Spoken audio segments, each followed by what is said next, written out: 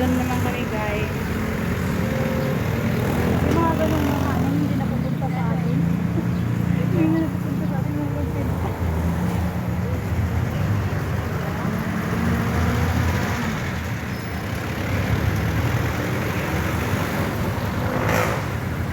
Hello, andito na naman ang Real North. Real North. Ang ganda ng jeep oh. Ito parang laruan lang. Hindi ba? Pangarap ko yun eh, kaso mahal. 1M daw yun mahigit eh. Kita nyo guys, ang ganda. Ano siya? Pangarap ko yun. Ayan. So aasikasuhin ko yung aking lisensya. Kung makaya pa. Ay, pakay. Huwag magbayad ka. Oo. Kukuha daw ako ng bagong ano day kasi yung akin daw na student permit tagal daw yun. Ay, matagal yan tayo. Nag-finish ang buwan.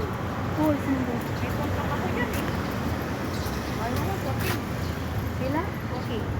Tapos Tama nga. pag i-renew mo siya, 6K na. So, diba? Ayun, sabi niya gano'n, may matakot na ako.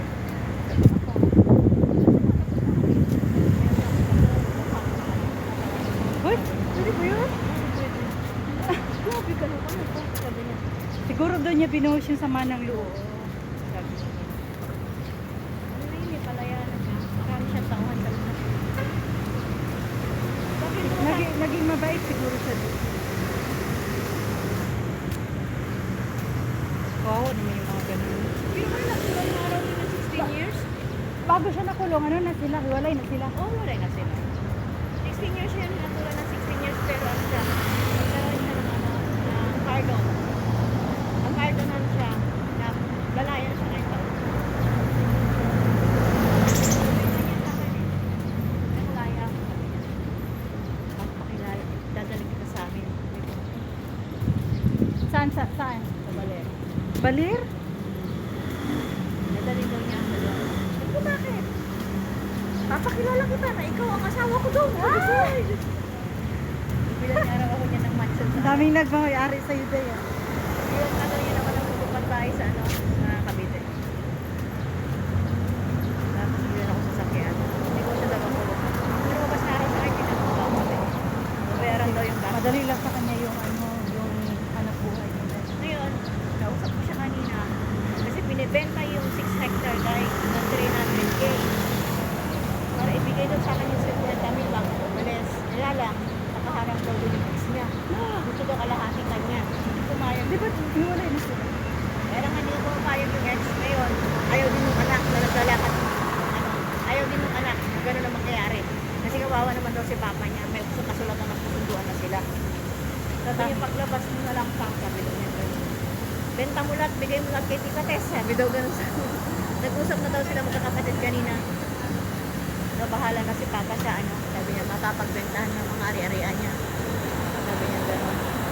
Ibig sabihin marami kang pundar. So, para sa amin, sabi daw yung ano, anak ng babae.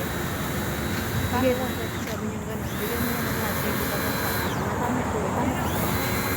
Bayaran ko na itong gratis sa akin.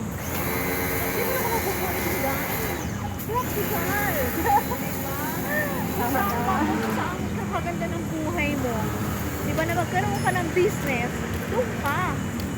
Alam mo ba, hindi natuturuan ng puto. Papag-aralan. O, di ba? Kung ano-ano nga lang, kung nakalabas lang yan, lahat ng gastos ko, balik na eh.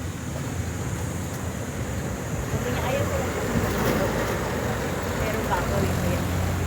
Kaya pag lumabas daw siya, bibenta mo niya lahat ng ari. Bakit naman ibinta eh, kay magagaan ay sa bagay? Ayaw na doon kasi andun Sa bagay nga ano, andun nga daw yung asawa. may manggugulo yung asawa. asawa, di ba? Oo, baka daw mapatay niya, babalik sa kulungan ng gano'n. Nagpaalam pa nga sa akin, ano, sabi niya sa akin. Ano, sabi niya. Pero mo, minamahal na niya ako, pero hindi ko siya minamahal. Ha? Oo. Haba ng buhok? Tutumba ko, sabi ko.